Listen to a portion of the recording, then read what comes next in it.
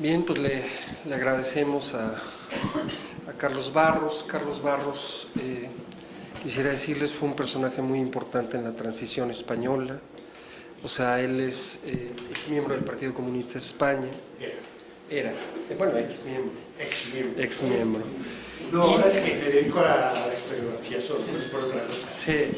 Y nos enteramos acá, o sea, esto nos enteramos aquí en una de estas salas, por cierto, que él fue una pieza clave para la transición. Él fue de los que introdujo a Carrillo de regreso, ¿no?, en todo este proceso de lo del Pacto de la Moncloa, etcétera, ¿no?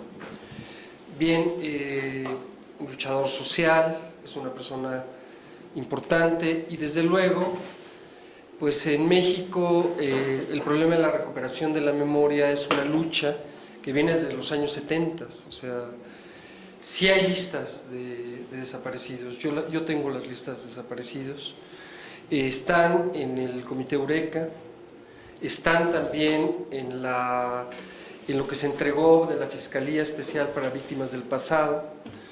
En México estamos todavía muy atrás de España, porque en México, no se reconocieron las víctimas, se sobreseyó y se declaró, a Luis Echeverría, que es uno de los principales represores, como que había fenecido el asunto, ¿no? Entonces, hace 2 días exactamente, el Congreso de Guerrero acaba de instaurar una comisión de la verdad, ¿sí?, que va a precisamente juzgar el problema de las víctimas. Las víctimas, la mayor cantidad de víctimas en México fueron en Guerrero. En Guerrero se calcula, bueno, hay documentadas cerca de 650 más o menos nombres, apellidos, con sus familias, porque la gente vive todavía ahí, tuvo desaparecidos, el ejército, siguió durante mucho tiempo después desapareciendo, ¿no? La propia Rosario Ibarra, en un video reciente que me hizo llegar uno de mis alumnos, porque ya de repente uno ya no ve todo lo que sale, decía que en México no dejó jamás de haber desaparecidos. O sea, los desaparecidos siguieron todavía en los años 80 y en los años 90 y hoy en día todavía hay desaparecidos. Bajo toda esta tónica de la lucha en contra del narcotráfico, no solamente se están desapareciendo, víctimas de carácter narcotraficante, sino bajo el pretexto de que es el narcotráfico, se están desapareciendo personas que son luchadores sociales. O sea, recientemente hubo una comisión precisamente para ver la desaparición de los 2 dirigentes del EPR y tenemos también una desaparición sistemática en el caso de las muertas de Juárez, que son crímenes de lesa humanidad. O sea, son crímenes de lesa humanidad porque en todo este marco de descomposición social se criminaliza y se mata a las mujeres, y se les mata por el hecho de ser mujeres y se les mata estigmatizando el cuerpo de las mujeres. Bien, a mí me parece que el tema entonces y toda esta, recorrido que nos hace sobre la lucha de los derechos humanos y la lucha por la recuperación de la memoria, que es algo diferente en España, o sea, también nos regresa a nosotros en México la necesidad de recuperar esta memoria, porque ahora resulta que no solamente se está tratando de aplacar la memoria de los años 70, sino de pronto se quiere también aplacar la memoria de la Revolución Mexicana, por ejemplo, y se quiere aplacar la memoria de la Reforma, ¿no? Cuando hubo cientos de miles de víctimas en toda esta historia, porque al país le ha costado mucho esfuerzo levantar, y sostener nuestro plano nacional. No es solamente aquí, es también en América Latina. Nosotros tenemos muchos compañeros de Argentina, muchos de ellos son hijos de gente que también desapareció. Realmente es un muy buen logro el hecho de que la ESMA haya sido transformada en un museo. Tenemos que recuperar la memoria en América Latina, tenemos que recuperarla para España, ¿no? Y a mí me parece que en ese sentido el movimiento de Historia Debate es un movimiento central en esa recuperación de la memoria. Los historiadores tenemos una obligación y un sentido ético muy importante que tenemos que reconocer. Bien, disculpen por haber tomado así sobrepiciamente, me emociona un poco lo que Carlos Barros dice, ¿no? No sé si ustedes tengan preguntas, comentarios, ¿no? Quieran expresar puntos de vista sobre lo que aquí se ha dicho. A ver, mencionaba el doctor la cuestión de la Escuela de los Anales. En relación al positivismo y a la Escuela de los Anales, no sé si yo entendí bien, usted la caracterizaba como un movimiento minoritario, digamos, en el sentido de que no está muy prendido, ¿no? Yo quisiera saber si yo malinterpreté esa información o si sigue teniendo Marc Bloch y todos ellos, o si sigue teniendo la importancia que requiere, pero en relación a otras cuestiones como la memoria, ha quedado un poco aminorada la caracterización, digamos, de estos movimientos. Me gustaría saber, por favor, esto. Bueno, yo quiero que sepas que yo tengo dos nutrientes historiográficamente, vamos, en mi historia académica. Uno es, claro, vengo del marxismo político, pero sobre todo como historiador de las mentalidades y de la memoria vengo de Anales, ¿no? Y tengo una especial amistad con Jacques Le Goff, que es el representante más importante vivo de los terceros Anales, ¿no? Lo que quise decir es que Anales ha estado activo como movimiento colectivo de historiadores pues desde 1929, que se inicia, hacia aproximadamente pues 1989, ¿no? Entonces, a partir de ese momento, quiero decir, en los últimos 20 años, ha dejado de funcionar como movimiento colectivo por decisión de los propios analistas, ¿no? Aunque hubo un intento de viraje crítico, pero que no dio resultado. A mí me dice un colega de Historia de Debate que está en la Escuela de Altos Estudios en Ciencias Sociales que hace años que no se habla de eso allí. Es decir, los movimientos historiográficos, como son históricos también, tienen un inicio, un desarrollo y un final. Y la Escuela de Anales ha sido, digamos, especialmente fructífera, porque yo creo que ha sido, de todas las escuelas historiográficas del siglo XX, la más renovadora junto con el materialismo histórico, ¿no? Pero si acaso incluso todavía más, porque el materialismo histórico y la historiografía marxista está a caballo entre la historia académica y la acción social y política, ¿no? Y se expande por todas las áreas de interés histórico, de ciencias sociales, etc. Sin embargo, Análisis es un movimiento renovador que nace de los historiadores y que no tiene parangón, pero que termina. Y termina y es sustituido, pues por ejemplo, por lo que algo que era ya muy evidente a finales de los años 80, por el retorno de la vieja historia positivista, ¿no? Desde el punto de vista de movimiento activo, como en el caso de la memoria, como que comentamos, por ejemplo, a partir de Pierre Nora, que sucede como líder ahora de muchos historiadores franceses a lo que fueron los líderes de Anales, no solo para la historiografía francesa, que llegó a ser hegemónica en Francia y en otros muchos países, sino para la propia sociedad francesa. Es decir, que ha habido una marcha atrás en ese sentido que nos apena a muchos que nos formamos con los Anales, ¿no? Porque, claro, es que esa actitud negativa hacia la memoria histórica, yo nombré a Marc Bloch porque hace poca justicia con el propio Marc Bloch, porque Marc Bloch fue fusilado por los alemanes en el año 44 a una edad muy avanzada para aquella época y habiendo sido, encarcelado en una redada contra la resistencia en la cual él además aportaba fundamentalmente pues sus conocimientos como escritor y como historiador, escribía en los órganos de la resistencia, no estaba en el frente militar, que yo sepa, ¿no?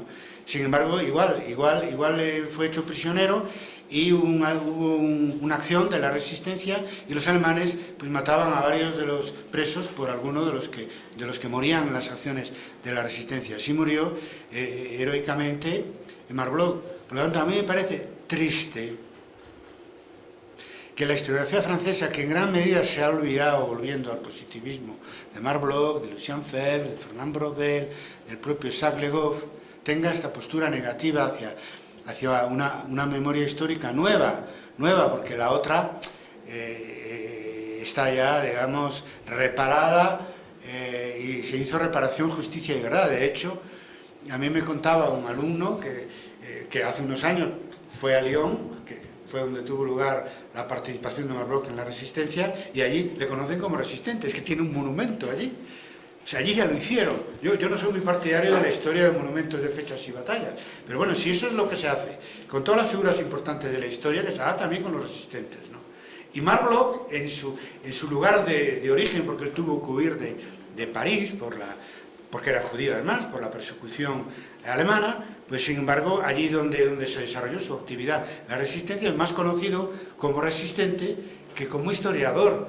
Entonces, enfrentarse a la memoria actual que hay ahora, como por ejemplo de descendientes de los esclavos, en un país que tuvo en Marc Bloch uno de los fundadores de la mayor escuela renovadora historiográfica, es perder la orientación historiográfica de una historia que debe servir para que la gente viva mejor y que debe servir, en definitiva, para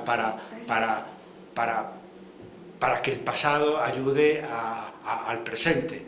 Y cuando este presente tiene problemas con su pasado, por las atrocidades que se cometieron, los historiadores no pueden hacer otra cosa mejor, los historiadores que hayan seguido a Marc Bloch hasta el día de hoy, que apuntarse a esta novedad social, pero también historiográfica, que es la memoria histórica. Eso quería decir, que la Escuela de Anales para los franceses es ya historia. No quiere decir que todavía se investigue dentro de esas líneas. Yo sigo haciendo historia de las mentalidades, lo que pasa es que ya hago una historia global, introduciendo las mentalidades. Lo dije desde el principio, que era mi primera aproximación al tema de la memoria, es como historiador de la memoria irmandiña, ¿no? Etcétera, y un poco aprovechando las enseñanzas de Anales en cuanto a la subjetividad humana en la historia de las mentalidades. Pero ahora estamos con otras tendencias historiográficas. Mira, en España las tendencias historiográficas activas en este momento, historia de debate, que son la más antigua, la recuperación de la idea histórica de España, que es más bien, bueno, conservadora, aunque hay de todas las ideas dentro del movimiento por la idea histórica de España en confrontación con los nacionalismos periféricos. Y la más reciente es la recuperación de la memoria histórica. Entonces ya no hay análisis, ya hay otra tendencia que es historia de debate, idea histórica de España y recuperación de memoria histórica, como tendencias historiográficas recientes. Hombre, en historia de debate tenemos a gala reivindicar que nos formamos en la historiografía marxista y en Escuela de Anales, aunque sabemos que son corrientes historiográficas, pues claro, de hace 20, 30, 40, 50, 60 años, y el mundo ha cambiado, y también son corrientes que han tenido muchos éxitos, pero también hay cosas que no han funcionado, como el concepto de historia total. Entonces hacemos balance de lo que nos aportaron las corrientes vanguardísticas en el terreno historiográfico del siglo XX, y estamos atentos a lo que surja como novedad ahora. Y una de las grandes novedades en cuanto a corrientes historiográficas es sin duda la recuperación de la memoria histórica, que tiene, como decía antes el marxismo, esa peculiaridad, que por un lado está en la universidad, pero por otro lado también está en la sociedad, ¿no? Entonces es un poco una tendencia historiográfica que está extendida en gran parte de las universidades españolas, sobre todo en los departamentos de historia contemporánea, pero que al mismo tiempo, claro, en los congresos ves de la memoria histórica que vienen, y también en los de historia del debate vinieron los representantes de las asociaciones de la memoria, y allí discuten con los historiadores de la memoria. Eso es un poco para darte una explicación, porque la referencia que hice en la conferencia pues fue breve y ya veo que se puede interpretar mal. Tú, a ver,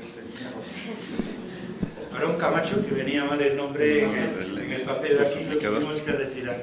Bueno, dos cosas. Una tiene que ver con que tú mencionaste en algún momento que historia y memoria son la misma cosa. Sí. Yo estoy de acuerdo con eso. Entonces, lo que quiero plantear es cómo hacer esta relación entre lo que es la memoria, que tiene que ver precisamente, o yo lo estoy entendiendo así, con estos sujetos actuantes que son los que hacen la historia, ¿sí? Cómo relacionarlo precisamente con el papel del historiador.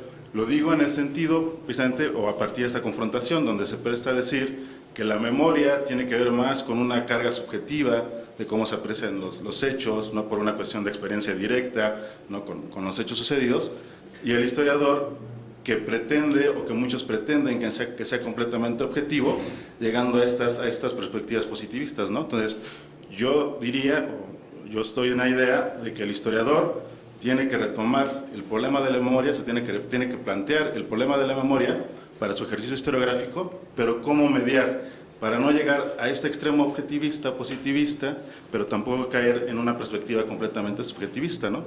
Y por otro lado, la otra cuestión que planteo es, si únicamente este uso o este planteamiento de la memoria nos llevaría a plantear una historia crítica, que es la que se está planteando aquí, ¿no? Una historia crítica que ve el rescate del vencido, que ve la reivindicación del vencido, si esta forma de pensar la memoria o de operar la memoria serviría, y de qué manera, para otras corrientes historiográficas, ¿no? Que no estuvieran dentro de esta postura crítica.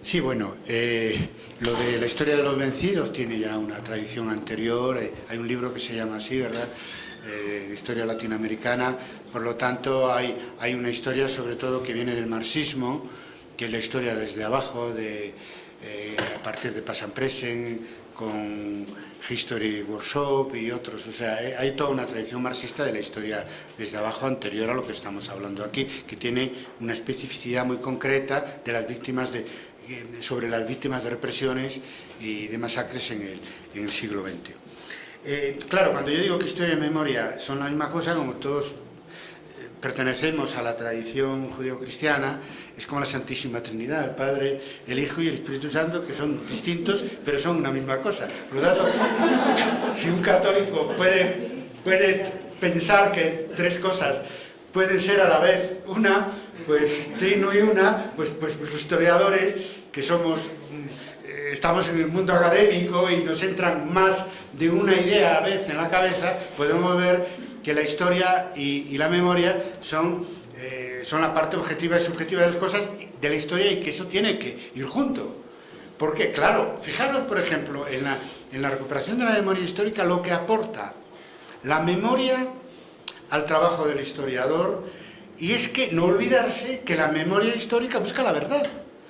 Y nosotros, por prejuicios, condicionamientos políticos, condicionamientos institucionales, académicos, el peso todavía de una transición que algunos creen que es modélica, y los que estuvimos en ella sabemos que hicimos lo que pudimos, y con la bota militar encima del cuello, Por lo tanto, somos muy conscientes de las limitaciones que tuvo la transición española, cuando nosotros lo que queríamos es una ruptura democrática neta entre el franquismo y la democracia, y no pudimos, porque la movilización social no fue suficiente para derrocar a la dictadura desde la calle. Tuvimos que pactar con el propio régimen, los sectores más liberales del régimen, y aceptar determinadas cosas. Aunque ese tema de la impunidad de los represores nunca se discutió, pero sí que tuvimos que aprobar en el Comité Central del Partido Comunista, bajo la amenaza de una intervención militar, después, incluso pasado el tiempo, hubo un golpe militar en 1981, la aceptación de la bandera española, de la monarquía, etcétera. Lo sé porque yo estaba allí. Por lo tanto, que no me digan a mí, los que no participaron en la lucha por la democracia al final del franquismo, ni en la transición a la democracia, que fue una transición modélica. No, el modelo que nosotros queríamos no lo pudimos llevar a cabo. Por lo tanto, somos plenamente conscientes de las limitaciones que tuvo la transición democrática en España. Y uno de ellos es que no se investigó suficientemente desde las universidades las desapariciones y la represión. ¿Y cómo se combina la objetividad de la historia con la subjetividad de la historia? Pues es la subjetividad social de los familiares, de las víctimas, los que nos ayudan a investigar de una manera completa, es decir, objetiva, la historia de la guerra civil y del franquismo. Y ahora tenemos ya una idea mucho más clara de lo que fue la represión, que fue una parte esencial, sobre todo en el bando nacional, de la guerra civil, de la historia de la guerra civil y del franquismo. Si no fuera por el movimiento de la memoria histórica, no seríamos objetivos, seguiríamos sin ser objetivos con la historia del franquismo y de la guerra civil. ¿Cómo se combina? Pues que necesitamos muchas veces, para decir la verdad, necesitamos muchas veces del sujeto de la historia actual, que nos ayuda con sus movilizaciones para decir la verdad histórica. Y todavía tenemos limitaciones. Y tenemos limitaciones y necesitamos que nos ayude más el movimiento social, la subjetividad social, para poder decir toda la verdad sobre la historia de la represión en la guerra civil y el franquismo. ¿Por qué? Porque se ocultan el nombre de los represores por parte de los historiadores cuando investigan el franquismo y la guerra civil. ¿Por qué se ocultan los nombres represores? Porque familiares descendientes de los represores han denunciado a historiadores por sacar el nombre de sus padres, de sus abuelos, de sus bisabuelos en los libros de historia sobre el régimen franquista. Hasta ahora se han ganado todos los juicios. En algún caso, como el de Dionisio Pereira, en Galicia, por la investigación de la represión en Cerdedo, Historia de Debate ha organizado una solidaridad internacional, se consiguió ganar, hay jurisprudencia ya, en el sentido de que el derecho a la libertad de investigación sobre el franquismo está por encima constitucionalmente del supuesto derecho al honor por parte de los descendientes familiares de los que organizaban los asesinatos de la gente que pertenecía a los sindicatos, a los partidos republicanos, a los partidos de izquierda, etc. Entonces, ¿qué pasa? Que nosotros necesitamos más subjetividad para ser objetivos. Necesitamos más movilización social para que los propios colegas que investigan la represión se atrevan a sacar los nombres de los represores que aparecen sobre todo en las fuentes orales, en los pueblos o en los lugares donde tuvieron lugar esas represiones. Les guste o no a sus familias, que tienen que ajustar en el medio familiar ese pasado horrendo que tienen en esa familia, como en tantas otras, por problemas muy distintos que pueden ser de delincuencias o de historias que puede haber en cualquier historia de una familia. Necesitamos, para decir la verdad, la subjetividad social. ¿Por qué? Porque yo lo dije en mi conferencia en el cuarto Congreso Internacional de Historia de Debate en diciembre del año pasado, porque el historiador no está obligado, yo lo entiendo, a ser valiente. O sea, te exigen en algún concurso para una plaza de profesor que tienes que ser valiente y tener coraje a la hora de hacer tu investigación histórica, a la hora de hacer una tesis. Pues no, yo no entiendo. Los colegas que investigan la represión se han ido replegando por miedo a las consecuencias que puede haber de tipo judicial, a pesar de que se han ganado todos los procesos en ese sentido.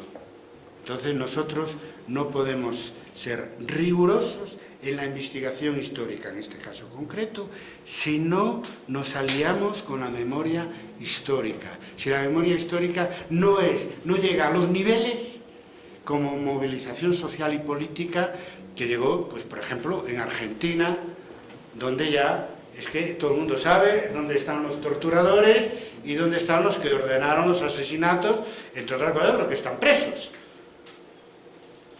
Claro, decía, bueno, pero eso pasó allí hace 30 o 40 años. Bueno, pero es que hay que contar la historia completa. Se siguió torturando y asesinando hasta el año 75 en que muere Franco. Todavía en el año 76 mataron a obreros en la huelga general de Vitoria. Ya había muerto Franco. Pues, ¿creéis que alguien se ha hecho justicia con...? Porque esos normalmente los que ordenaron y los que dispararon están vivos. Se trata de manifestaciones pacíficas de trabajadores. ¿Alguien ha investigado eso o no? ¿Alguien lo ha investigado? ¿Alguien ha investigado eso judicialmente? No. ¿Alguien ha investigado eso históricamente? Pues no, tampoco. ¿Periodísticamente? Tampoco. ¿Por qué? Porque no se mete.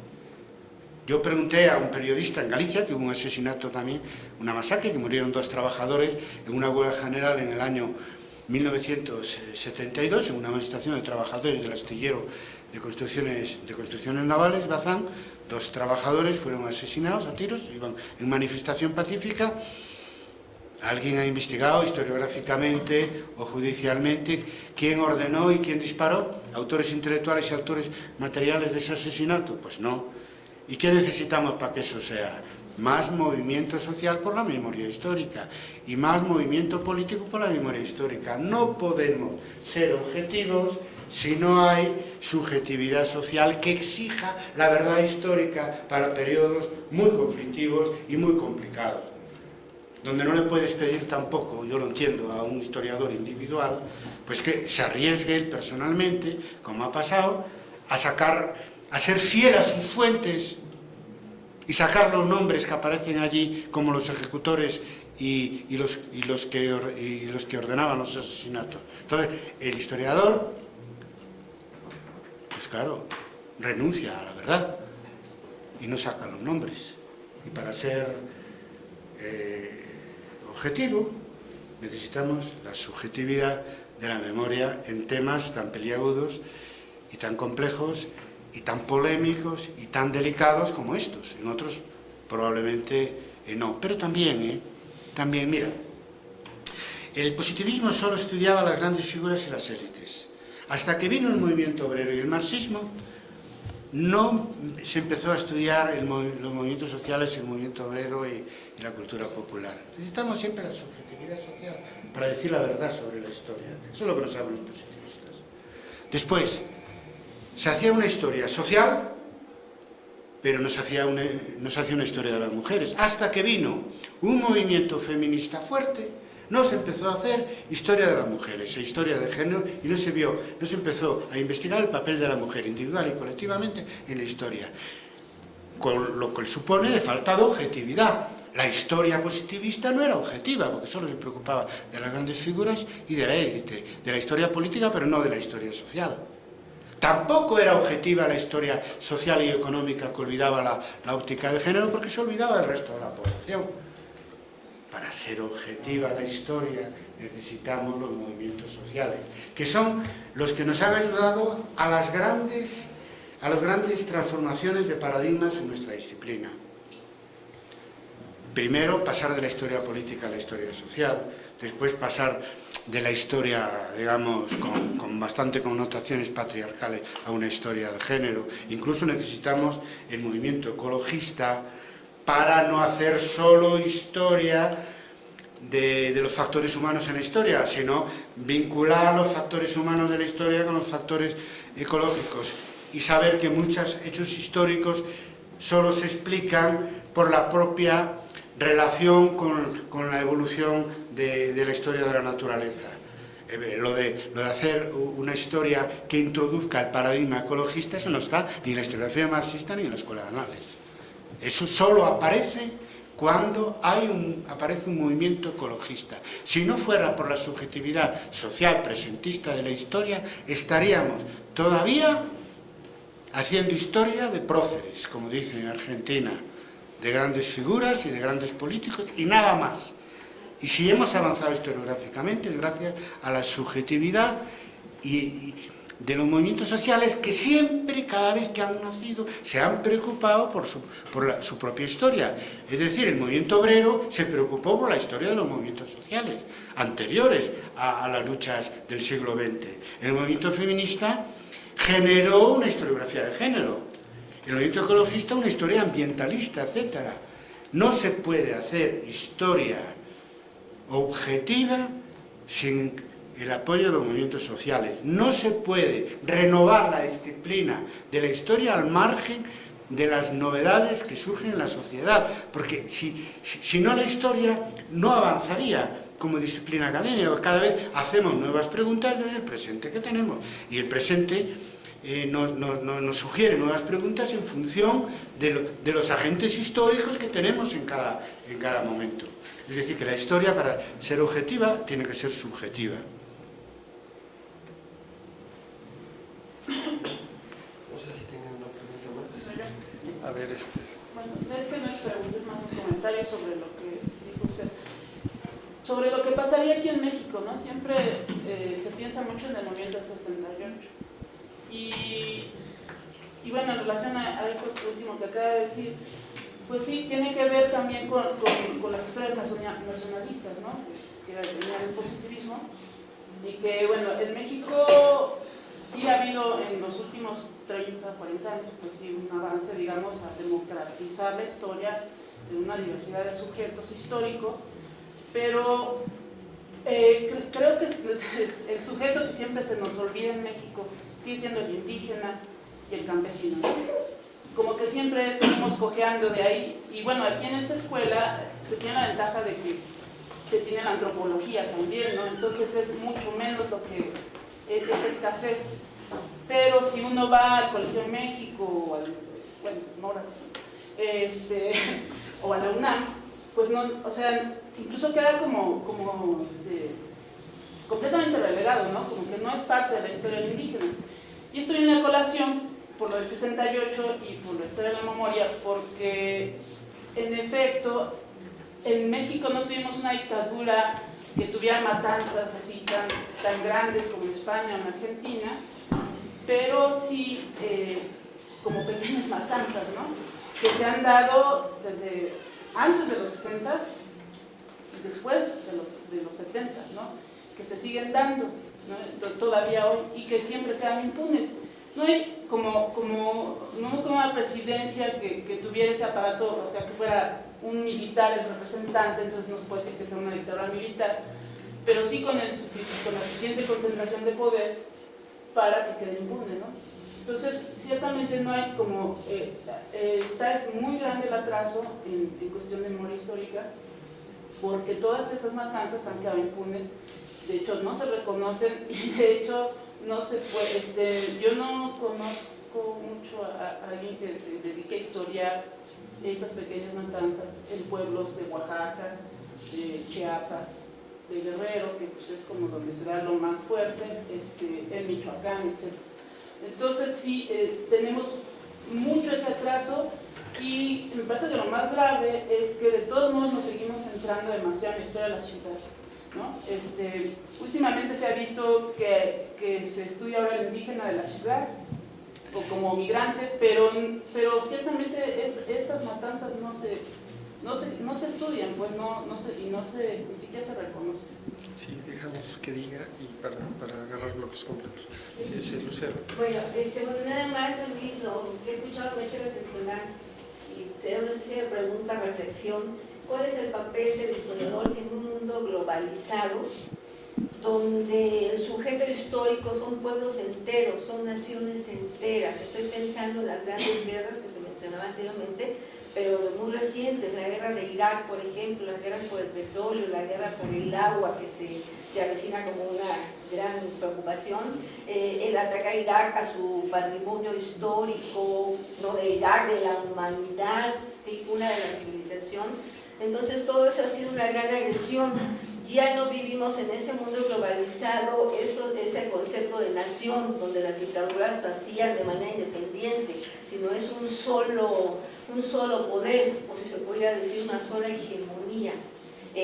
América Latina está preocupada efectivamente por las dictaduras, por todos los estragos que causó la dictadura. También está preocupada por su economía, está preocupada por su política, por recuperar un poco la independencia que en ese mundo globalizado se ha arrebatado, si se puede llamar independencia, pero por lo menos sea un poquito más de lo que se está viendo ahora.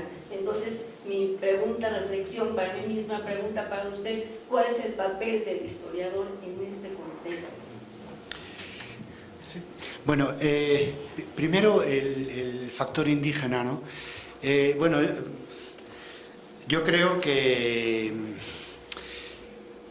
una de las novedades de los movimientos sociales recientes, incluso con una dimensión global, es la aparición del movimiento indígena como un sujeto nuevo, que eso me extraña lo que dices, porque realmente empezó en Chiapas en el año 1994 y culminó en Bolivia con el triunfo de Evo Morales por mayoría, que su partido surge del movimiento indígena, ¿no?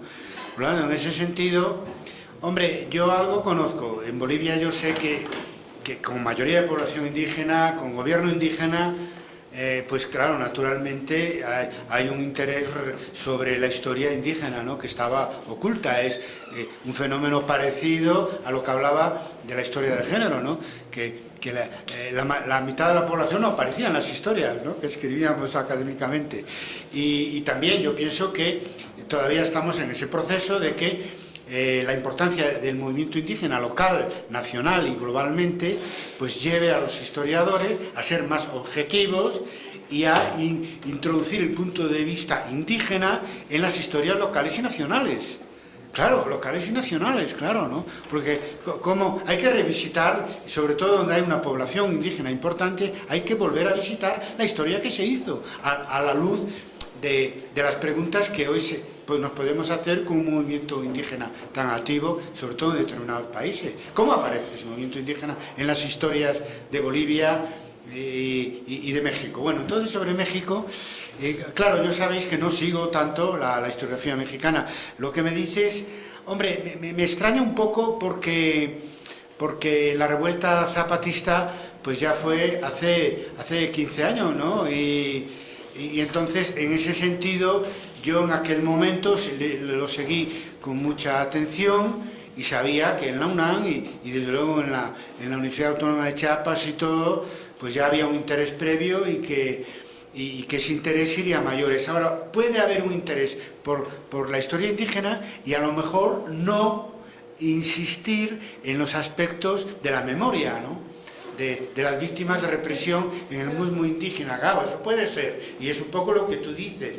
Y yo creo que el beneficio que trae los movimientos actuales de la memoria histórica es que pues son generalizables. En dos sentidos. Generalizable a grupos reprimidos a lo largo de la historia, en este caso un grupo indígena, y después generalizables a los acontecimientos y a las represiones que en este momento están sucediendo a nuestros ojos, como en el caso de la ocupación Irak. O sea que el beneficio historiográfico, político, social es enorme, porque ahora estamos, digamos, concentrados en determinados hechos terroríficos del siglo XX. Pero eso, la memoria, si gana la batalla social, política y la batalla historiográfica, viene para quedarse. Y para quedarse quiere decir que van a surgir voces diciendo ¿y qué pasa con estas represiones, por ejemplo? ¿Y qué pasa con las represiones que están sucediendo ahora mismo? Entonces, respecto a la actualidad, y ahí hay mucho camino que andar, pero hay que apoyar para que se resuelva las heridas más sangrantes, ¿no? En el caso vuestro, pues los años, pues bueno, 68, 70, 80, etcétera, porque eso abre unos espacios académicos, sociales y políticos para la memoria que, insisto, nos permitirán afrontar cuestiones que han quedado atrás y cuestiones de actualidad. Sobre la cuestión de actualidad, por ejemplo, no sé si sabéis que en España estamos viviendo el feliz acontecimiento de la renuncia al terrorismo por parte de la organización ETA, ¿no?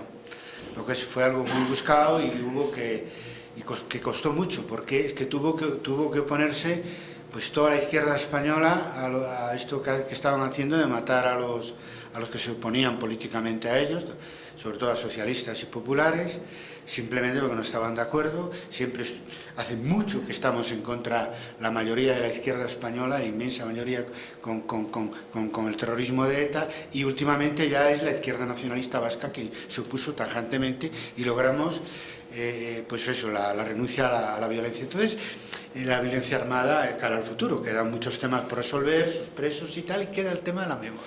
Entonces hay una preocupación política, es decir, ¿quién va a escribir la historia del País Vasco pues de los últimos años, ¿no? Que está muy marcada pues por el terrorismo de ETA y también por represiones, porque todavía se hizo un homenaje a las víctimas de ETA y se incluyó las víctimas también del terrorismo de Estado que hubo en la época UCD, Batallón Banco Español, y después en la época del PSOE, el GAL, ¿no? También hay fenómenos. Entonces, ¿qué pasa? ¿De quién escribe la historia de lo que está sucediendo? Y al escribir la historia de lo que está sucediendo ahora, como bien sea en el País Vasco, bien sea Irak, se va a tener en cuenta el punto de vista de las víctimas, se va a hacer reparación, justicia y verdad histórica sobre las víctimas de lo que ahora está sucediendo. Pues yo creo que sí.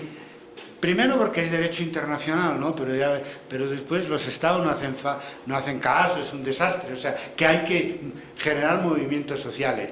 Yo creo que sí, si ganamos las batallas emprendidas, si ganamos las batallas emprendidas en América Latina, las batallas emprendidas en España, las batallas emprendidas en Turquía, las batallas emprendidas en el este de Europa. Yo aconsejo una película maravillosa, aunque dura, como Katyn, sobre el asesinato, en fin, de la oficialidad y de la intelectualidad polaca por parte de Stalin durante la Segunda Guerra Mundial, simplemente para que la ocupación de Polonia por parte de la Unión Soviética pues fuera más fácil, ¿no? Porque se exterminó a la élite militar y a la élite intelectual polaca. Hay una película maravillosa sobre ese tema que nos recuerda que hay muchas víctimas a las que dar reparación, justicia y verdad histórica, como las víctimas de los juicios estalinistas. Hombre, hay que recordar que en la Revolución Rusa no sobrevivió ninguno de los dirigentes del partido bolchevique, y Lenin porque murió relativamente joven, en el año 22, 23, pero todos los dirigentes bolcheviques, y vosotros conocéis el caso de Trotsky, pero es que Zinoviev, Kamenev, Rykov, todos los demás fueron asesinados por Stalin.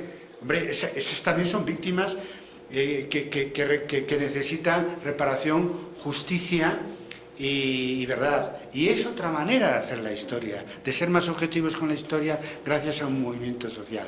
Por eso hemos hablado, ya anuncio aquí, me lo permito, de una idea de Arturo Alonso, de que quizás nos animemos a hacer un congreso internacional de memoria histórica donde estén historiadores, pero también representantes de los movimientos sociales de todo el mundo, y es una idea original de Arturo Alonso para organizarlo aquí en México con apoyo de Historia de Debates para contrarrestar las diferentes experiencias y animar a un movimiento historiográfico y social que abre una nueva manera de hacer historia, no digo sobre el pasado, sino sobre cosas que están sucediendo ahora y que a la velocidad que va la historia hoy son historias muy rápidamente, porque Irak, que ha sido el gran fracaso de la globalización militarista, de la globalización militar del mundo, ¿no? En fin, fue una gran victoria que se dice poco, ¿no? De las fuerzas pacifistas y de las fuerzas progresistas en el mundo. Claro, va a requerir su historia. Las víctimas de Saddam ya han sido bien aireadas, ¿no? Pero vamos a ver ahora quién hace historia, justicia, paz y reparación para las víctimas de la ocupación norteamericana, ¿no? Y de sus aliados en Irak. Nosotros tenemos un caso en España que es absolutamente doloroso, ¿no? Que es el caso del periodista Couso, que además es gallego, compatriota mío, de que estaba siguiendo la entrada del ejército norteamericano allí en Bagdad. Estaba en su hotel tomando con su cámara, y de un tanque del ejército norteamericano le mandaron allí unas balas que lo mataron. Entonces está un juez de la Audiencia Nacional, Santiago Pedraz, amigo de Baltasar Garzón. Todavía quedan jueces valientes y honrados en España, aunque perdamos, que espero que no, a Baltasar Garzón, pues intentó una y otra vez solicitar que el capitán de ese tanque norteamericano pues viniera a España para ser juzgado por el asesinato de Couso. No hay manera, porque ya sabéis que los Estados Unidos no están bajo la jurisdicción del Tribunal Penal Internacional. Entonces, en ese sentido, no hubo manera, no se ha hecho justicia con las víctimas iraquíes, pero también periodistas, por ejemplo, en este caso, de la ocupación en Irak. Estamos con la memoria histórica abriendo una nueva manera de hacer historia, donde, como antes decía, no aparecían las clases populares o las mujeres o los indígenas, bien, tampoco las víctimas. Y ahora, si triunfamos van a aparecer las víctimas en las historias que se escriban académicamente. Historia y memoria, mismo combate. Bien, a ver, Raquel. Estoy tratando de entender tu idea de lo que es memoria, de lo que es subjetivismo, de lo que es la memoria. Y yo voy a hablar en mi doble condición de historiadora y de haber escrito sobre 30 muertes en un campo de concentración en la ciudad de Córdoba. Y pregunto el concepto de esta parte en donde tú reivindicas la subjetividad.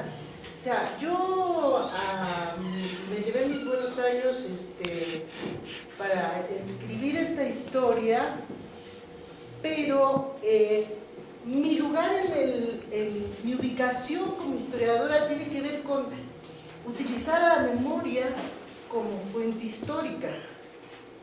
Entonces utilicé no solamente mi propia memoria, sino la memoria de mucha otra gente con la que conviví en ese espacio. Entonces, cuando tú hablas de recuperar la subjetividad, no entiendo bien a qué es a lo que te refieres. Bueno, no entiendo. Sí, perdón, termina. No, sí, termina. Perdona, sí. Entonces, cuando tú hablas, trato de ubicarme en el largo proceso que fue para mí escribir eso, pero donde para mí la memoria fue fuente histórica. Y fue fuente histórica y digamos, y esta parte de la subjetividad, de los recuerdos, de los olvidos, de los silencios, los fui resolviendo con, digamos, los testimonios de las personas con las que sobrevivimos a ese campo, ¿no? Sí, eso fue durante la época de la Junta Militar. Sí, ¿ves? Yo no conocía esa parte, no conozco tanto la historia argentina reciente, ¿no? Pero vamos a ver, tú mismo... Bueno, no voy a ponerme en tu lugar, porque nadie se va a poner mejor en tu lugar que tú. Pero te voy a decir que la memoria activa, actual, o sea, hablas con supervivientes que están vivos, ¿no? Claro, ¿no? Pues entonces, no solo es fuente, sino que es conocimiento directo, es lo que yo quiero decir. Es decir, cuando antes ponía el ejemplo de que la subjetividad aporta verdad, es que abre caminos nuevos y facilita que el historiador, digamos, incorpore a sus libros una verdad que no se conocía, que no se conoce solamente porque se aporte fuente. Es que los sobrevivientes aportan algo más que fuente, o sea, su conocimiento y su idea de la historia. Puede ser un poco incómodo para el historiador, pero es que te está diciendo cómo hay que escribirla. No solo te aportan datos, te está diciendo cómo hay que escribirla. Y el historiador tiene que ser humilde y saber que esa historia durante la época de la Junta Militar en Argentina tiene que escribirla junto con los sobrevivientes. Y no desde una altura académica donde tú ofreces los datos y yo decido lo que es pertinente y lo que es relevante. No, tú tienes que ponerte al nivel incluso un poquito más abajo de los que han sobrevivido y saber que te están aportando no solo datos, sino que te están aportando conocimiento. Y a veces tú sabes, todos los que hacemos historia oral, que los datos a veces pues hay que confrontarlos, porque son datos difusos, de nombres, de fechas, y sin embargo lo que te aportan es el conocimiento. Te están diciendo cómo ellos reescribirían esa historia, y a lo mejor no te gusta, pero tienes que oírle, porque esa historia hay que hacerla con ellos, no relegarlos a la función de fuentes, tienes que hacerla con ellos y con su interpretación de esa historia que han vivido. Ya sabemos que es una historia subjetiva, pero, o sea, aportan no solo fuente, aportan verdad histórica. Verdad histórica. Es que tú lo sabes porque tú has escuchado, claro, te has quedado paralizada, porque yo no sabía ni que hubieran existido campos de concentración, porque mi conocimiento de las desapariciones en Argentina es relativo, ¿no? Entonces, pues los que tú interrogas te están diciendo cómo tienes que escribir también, o sea, y a lo mejor no están de acuerdo cómo se escribe, porque es lo que nos pasa con la transición española, es que los que los que fueron víctimas de la dictadura es que no están de acuerdo con la historia de la transición tal como se escribió. Yo estoy en una situación muy especial porque fui víctima de la represión y al mismo tiempo fui actor político, ¿no? Entonces, bueno, y después, mucho más tarde, historiador. No pretendo hacer la historia de la transición, pero lo que haré cuando me llegue la hora de hacer la autobiografía es la historia de la transición, ¿eh? Que no piense. Una vez un colega me decía, un día te tengo que grabar para que lo cuentes desde entonces. No, lo voy a escribir yo.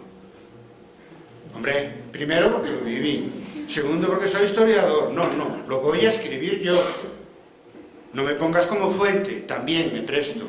Y de hecho me han venido a grabar y yo me dejo grabar. Ahora, en lo que digo, va como acá, hay que escribirlo según el que lo vivió directamente. En mi caso, además, en mi doble condición de historiador, pues naturalmente pues tengo más objetividad. Pero la tiene el humilde, la humilde víctima también la tiene, porque te está diciendo desde el conocimiento directo la historia. Es subjetiva, tú tienes que confrontar y saber que no te está aportando solo datos, te están aportando de cómo hay que escribir esa historia. ¿Quién mejor que la gente en los campos de concentración? Es que es para escucharlos y casi ponerlos en el papel y que sea una narración que tenga dinamismo y que esté bien y que esté clara.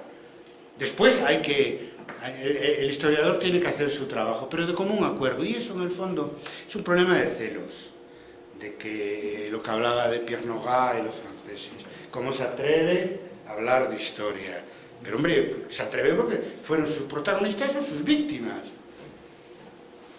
Es que es una actitud de cierta altanería y de eso ¿no? Que muchas veces, hombre, yo creo que, en fin, las universidades cultivan los saberes, y se investiga bien, y etcétera. Tenemos motivos para estar orgullosos, pero no para ser elitistas.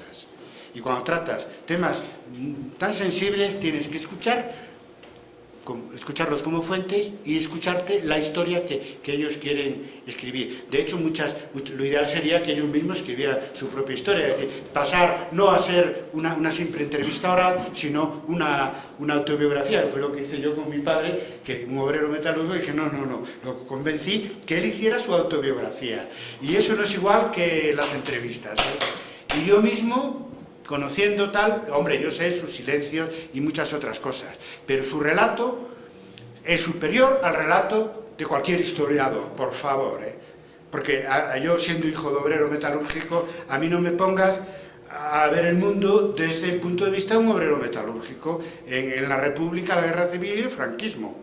Y eso que yo nací en una familia obrera y etcétera, pero siempre fui muy intelectual. Y entonces tengo la tendencia a ver el mundo un poco más desde que ya pues cambié de carrera, primero hice ingeniería, etcétera, y pasé a la universidad, etcétera. Pero sé de dónde vengo y sé lo que pasa, que los puntos de vista son esenciales y que, como se decía en el Zócalo, la historia no se hace sola y los sujetos de hoy quieren hacerla ellos también, ¿eh?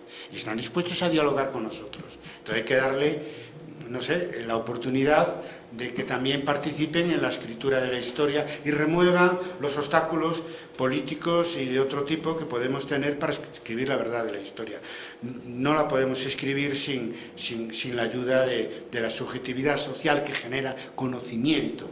Y ha sido así siempre, no solo para escribir la historia, sino para renovar la historia con aspectos que quedaban ocultos en una supuesta objetividad académica alejada de la sociedad y de los protagonistas de la historia. Y qué fortuna que podemos, para historia del siglo XX, historia reciente, historia inmediata, pues contar con testigos vivos y escribamos juntos con ellos la historia. Qué lujo, ¿no? Ya quisiera yo, para periodos anteriores, poder disponer de esa posibilidad, que no puedo porque los tengo bien muertitos a todos, ¿no? Pero bueno, también me han dejado declaraciones verbales y aprendo mucho de cómo hay que escribir la historia, en mi caso de la Huerta de Mandiña, a través de las declaraciones de los supervivientes. Pues dos más y ya, ¿no? O sea, si no, no nos vamos. Solo quería preguntar su opinión sobre lo que está ocurriendo actualmente en México con la llamada guerra contra el narcotráfico, que a veces le dicen guerra y a veces resulta que no es guerra, ¿no? Y también cómo se construye la memoria histórica en los hechos del presente, o sea, en un contexto como el que estamos viviendo. Bien, el contexto es el ejemplo mexicano. Yo claro, aún he estado aquí el año pasado todavía, ¿no? Pero un año, tal como va la historia en todos los países, cambian muchas cosas, ¿no? Entonces sí conocía lo del movimiento de Sicilia, ¿no? Muy importante porque va en la línea de lo que son en este momento los movimientos últimos de indignados, también de los estudiantes de Chile. Eso sí lo conocía, pero lo que no sabía es que se intenta procesar a Calderón y a Chapo Guzmán. ¿Es así? Chapo, ¿qué? Y a Chapo Guzmán por crímenes de lesa majestad. Lo he leído en La Jornada con atención, que me parece que es donde le dedican más espacio a ese tema. Y bueno, y algún colega de la UNAM que argumentaba, ¿no? No sé hasta qué punto, porque claro, está también, los muertos son de los narcotraficantes y del propio ejército, ¿no? No lo sé. Entramos en un terreno nuevo. Aquí se habló de los feminicidios, también ese caso no tiene duda, y un ejemplo de lo lejos que puede llevarnos el movimiento de la memoria y el derecho internacional sobre el tema de las víctimas. Es que es un instrumento de acción historiográfica, pero también de acción social y política que es muy necesario para que las sociedades y las democracias sean más limpias, ¿no? Y que no paguen los de siempre, ¿no? Qué decir, es algo que está en este momento sobre la marcha, muy interesante.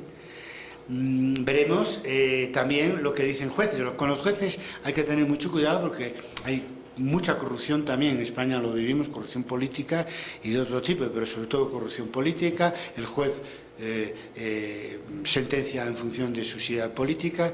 Yo ya dije que en España tenemos una presencia de la extrema derecha importante, sobre todo en el Tribunal Supremo, y mucha complicidad de otros ámbitos. Lo de Garzón es lo que es la gota que rebosa el vaso. Entonces, lo importante es movimientos sociales, apoyo desde la universidad, y que el cambio, como dicen los indignados españoles, a una democracia real, verdadera, suponga también más limpieza y más justicia global, dicen también los indignados. Bueno, pues muy interesante, ¿no? Pues demuestra que la persecución de crímenes de tipo político o de tipo económico, etcétera, pues puede beneficiarse mucho del movimiento de la memoria, tanto en su vertiente jurídica como en su vertiente social y política. Ojalá no quede en nada. No sé hasta qué punto, más bien habría que preguntaros a vosotros cómo lo veis, ¿no? En el caso de Juárez no tiene duda, ¿eh? Lo de Juárez es realmente una cosa espantosa desde todos los puntos de vista, porque es una masacre a un género muy concreto, ¿no? Al género femenino, etcétera. Y lo que hay es que presionar para que la justicia se haga cargo de eso, la justicia local, nacional, internacional, y es una lucha constante, y la universidad lo que tiene que en esos casos es apoyar a los movimientos sociales, ¿no? Es muy importante. También para los juristas es muy importante lo que está pasando, porque es que amplía muchísimo su campo de trabajo, ¿no? Imaginaros vosotros, ¿no? O sea, que estamos metiendo el derecho y la historia en partes de la realidad opacas, ¿no? En la que no entraba. Quizá de lo que tenéis aquí en México, lo más significativo es el tema de Juárez, ¿no? Porque estuvo muchos años eso sin que nadie se moviera. Todavía a esta chica Andrade, ¿no? Todavía la acaban de herir gravemente, y eso sí que es gente valiente, porque sabe que se juega la vida, ¿verdad?, defendiendo a las mujeres asesinadas allí, siguiendo un plan, porque eso es evidente que ahí hay un plan, ¿no? Desde hace años, o hay unas complicidades o hay algo, ¿no? Eso es muy importante historiográficamente, políticamente, judicialmente, jurídicamente, y es muy importante para conseguir una democracia limpia, ¿no? Una democracia que realmente sirva a la mayoría de la sociedad. Pero eso estaba conseguido, ¿no? Porque movimientos sindical, el movimiento obrero ya tenían su papel, pero es que hay partes opacas, es tremendo, ¿no?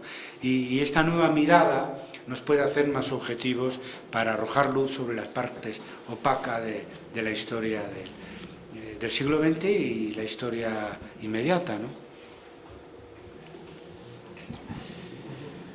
Bueno, yo nada más dos preguntas muy concretas, doctor. La primera es en relación a la cuestión de los Zetas. No me quedó muy claro, o más bien quisiera yo saber, así muy brevemente, por qué decía usted que se rompió ya los Zetas, pues se rompió, digamos, ya la desestructuración de este movimiento, ¿no? En cuanto a los desastres que ocasionaba y eso, ¿no? Y la otra pregunta es, en relación a la memoria colectiva, la subjetividad que preguntaban hace un rato, yo lo único que quiero saber, que no me quedó muy claro, es esto. En relación a la memoria colectiva, ¿cómo podemos nosotros entender la subjetividad? Es decir, la subjetividad, yo entiendo que se refiere a apreciaciones personales, etcétera, ¿no? Estos apreciaciones personales o testimonios son los que ayudan a la historia colectiva, pues esa sería mi... Sí. Vamos a dar una más y ya se acabó. Y bueno, estamos viendo lo que es memoria colectiva, ¿cómo se llama? Memoria histórica. Pero por otro lado también, bueno, tenemos la disyuntiva de la memoria del poder. Y la importancia que tiene esta historia de la memoria contra esa historia de poder en la enseñanza. Quiero abordar un poquito lo que es la importancia de la memoria histórica para el pequeño colectivo social, el gran colectivo social que tenemos nosotros dentro de las escuelas secundarias. La importancia de darles esta memoria histórica. Bien, vamos a ver, sobre ETA rápido es problema de información. Es como yo que llego aquí y hablo con los colegas, leo la prensa y me entero, ¿no? Bueno, ETA ha estado matando, pues lleva desde los años 60, ¿no?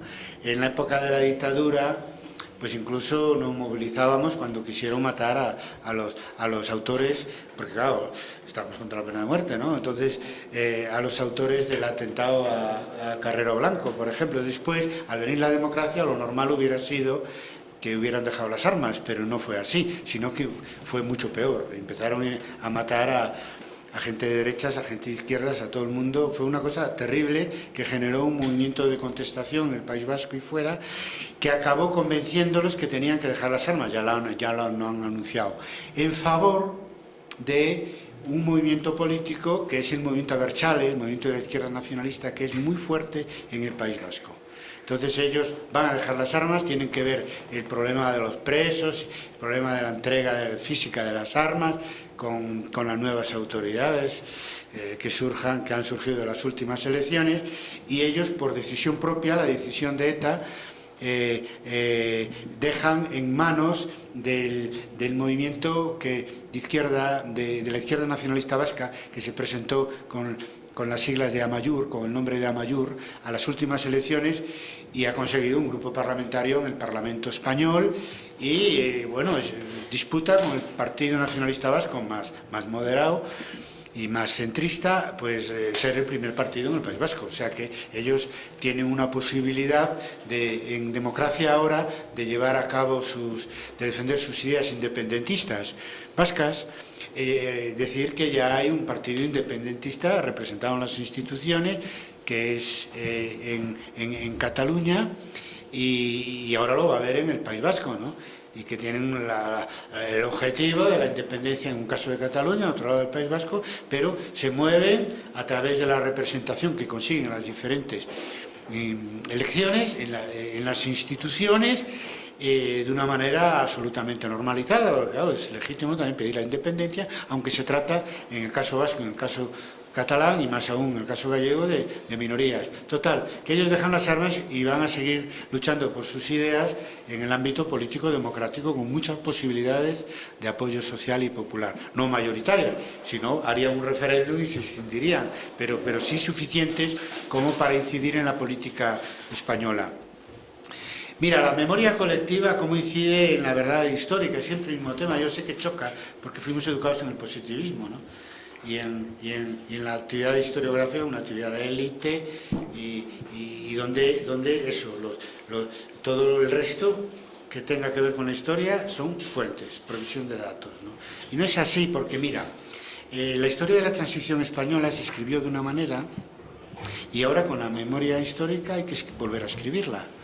Porque, claro, se escribió de una manera en que, bueno, pues que hubo un momento de reconciliación, que todo el mundo cedió, que logramos una transición sin violencia, que además es cierto. Lo que pasa es que los que escribieron la historia de esa manera, que es la historia oficial sobre la transición a la democracia, pues se olvidaron de dos cosas. Una, eso nos molesta mucho a los que participamos en la transición desde el punto de vista de los movimientos sociales, ¿no? Nos molesta mucho porque se olvidaron del protagonista colectivo, de los cientos de miles y millones de españoles que desde la calle lucharon por la democracia.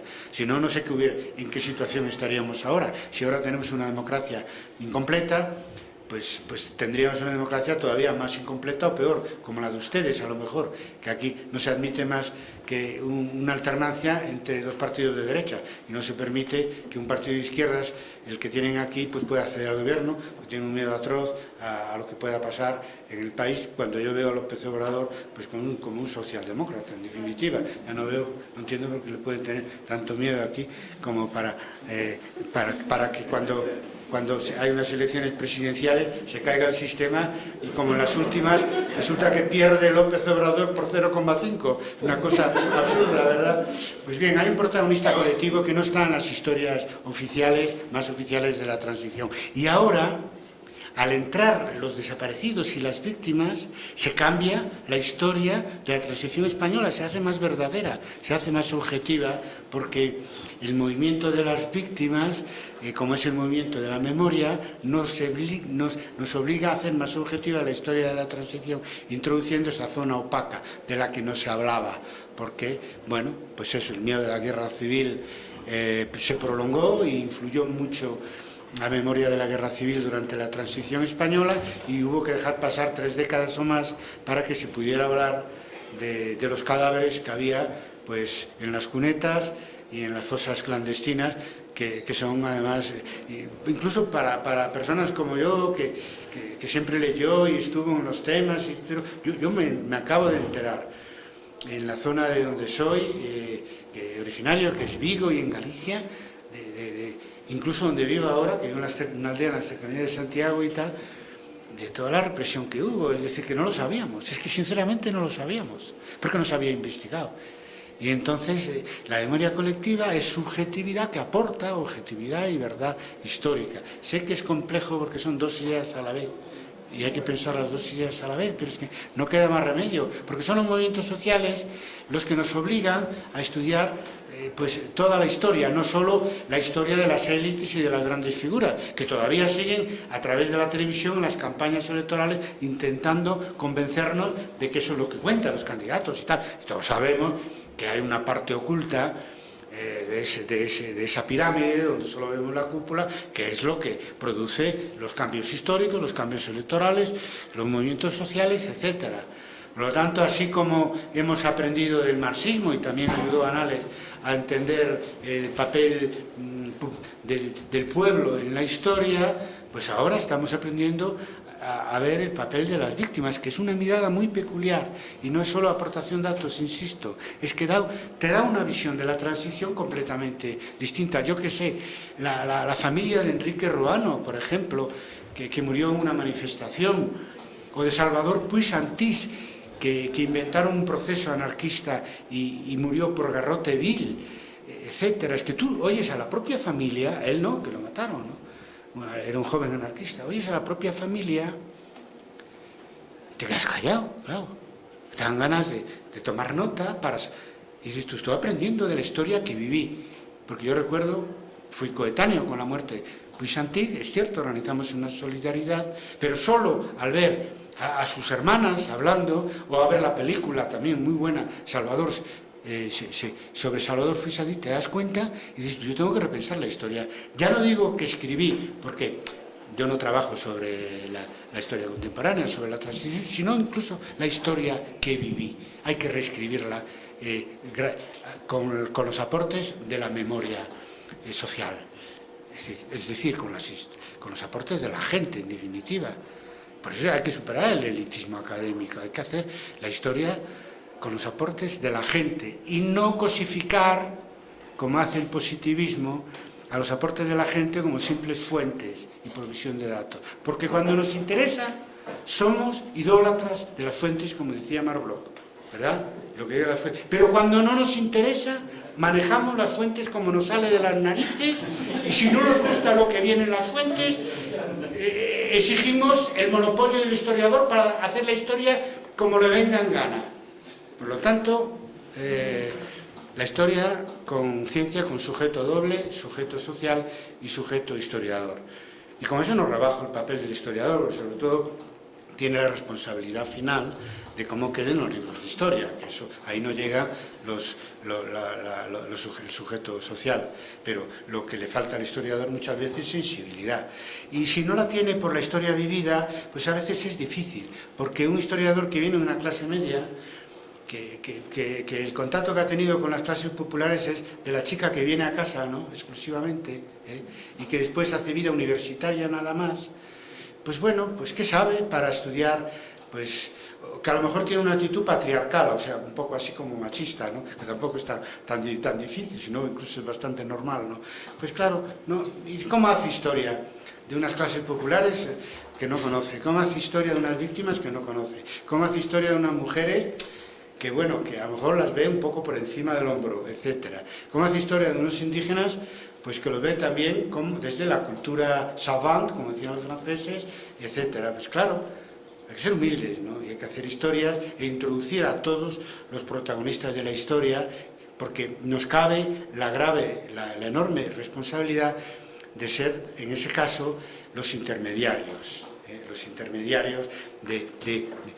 para una reescritura de la historia que satisfaga no solamente a las grandes figuras que dominan la política, la economía y tal, sino que satisfaga a la mayoría de la población. Yo creo además que por eso nos pagan en la universidad pública, pero bueno, en la universidad pública también puede hacer uno lo que quiera, ¿no? Y si quiere hacer otro tipo de historia, puedes hacerla, yo ya lo he dicho, porque en definitiva es una democracia, y en la universidad más todavía lo que tenemos que cumplir con el rigor, con la tolerancia mínima intelectual para el que tenga otra opinión, ¿no? Bien, pues les agradecemos su asistencia, ¿no? Y agradecemos también la asistencia del doctor Carlos Barros, de Aarón Camacho, que nos hizo favor de mantener la representación de la licenciatura. Pues no queda más que pedirles una palabra.